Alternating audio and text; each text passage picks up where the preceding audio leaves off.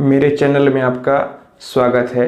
आज के इस वीडियो में मैं आप लोगों को बताऊंगा कि अगर बड़े भाई के नाम से कोई भी ज़मीन खरीदा जाता है तो फिर बाद में क्या उस ज़मीन पर छोटे भाई का अधिकार होगा या फिर नहीं। तो दोस्तों, इसे जानने के लिए आप इस वीडियो को शुरू से अंत तक ज़रूर देखें। और अगर आप मेरे चैनल पर नए हैं तो चैनल को सब्सक्राइब कर बेल आइकन को भी प्रेस कर लीजिए, ताकि मैं जब भी कोई ऐसी इंटरेस्टिंग वीडियो इस चैनल पे अपलोड करूं तो आपको उस वीडियो की नोटिफिकेशन मिल सके। दोस्तों, हमारे समाज में बेईमान लोगों की कमी ही नहीं है। आपको कई बार देखने या फिर सुनने को मिलता होगा कि पिताजी ने अपनी कमाई हुई पैसों से बड़े बेटे के नाम से कोई भी ज़मीन खरीद दी, क्योंकि छोटा भाई का उस समय जन्म ही नहीं हुआ था, या फिर वह उस समय इतना छोटा था कि उसे सही या फिर गलत का समझ नहीं था। इसलिए पिताजी ने बड़े बेटे के नाम से ही ज़मीन खरीद दी। लेकिन बाद में बड़े भाई की नीयत खराब होने लगती है। वह पिताजी द्वारा संपत्ति किया गया जो अर्जित है उसे ही अपने छोटे भाई को नहीं देना चाहता है, क्योंकि पिताजी ने तो बड़े बेटे के नाम से संपत्ति लिखा दी है, इसलिए वह छोटे भाई को नहीं देना चाहता है। दोस्तों, इस तरह के केसेज आपको बहुत देखने को मिलेंगे।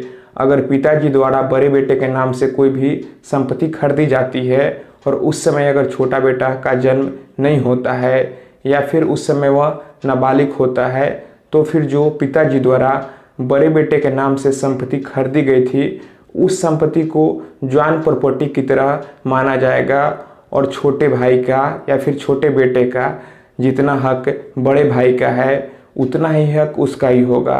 उसका भी हक बड़े भाई के उतना ही होगा।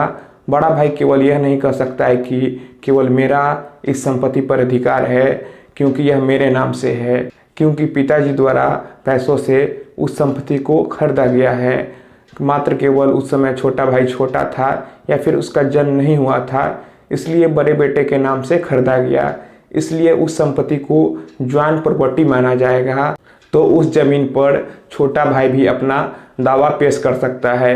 लेकिन अगर मान लेते हैं कि बड़ा भाई उस समय अपने घर से अलग रहता हो और अलग रहकर अपने कमाए हुए पैसों से कोई भी संपत्ति खरीदता हो, तो फिर उस संपत्ति पर छोटे भाई का हक बिल्कुल भी नहीं होगा, क्योंकि बड़े भाई की कमाई से कोई भी संपत्ति खरीदी गई है।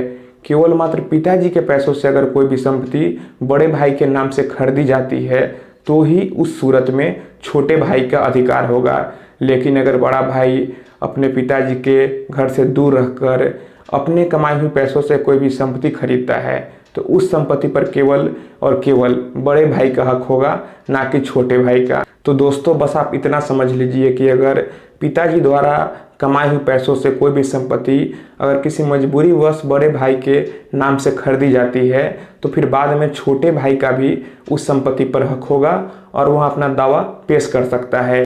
लेकिन अगर जॉइंट फैमिली में रहते हुए भी बड़ा भाई घर से बाहर कहीं जाकर अपना कोई बिजनेस करता है या कैसे भी पैसा कमाता है और अपने पैसों से कोई भी संपत्ति अर्जित करता है, तो उस संपत्ति पर छोटा भाई अपना दावा नहीं पेश कर सकता है। तो दोस्तों, मैं आशा करता हूँ आपको यह वीडियो अच्छी लगी होगी। अगर वीडियो अच्छी लगी हो तो वीडियो को लाइक कीजिए और आप अपने विचार हमें नीचे कमेंट बॉक्स में कमेंट कीजिए।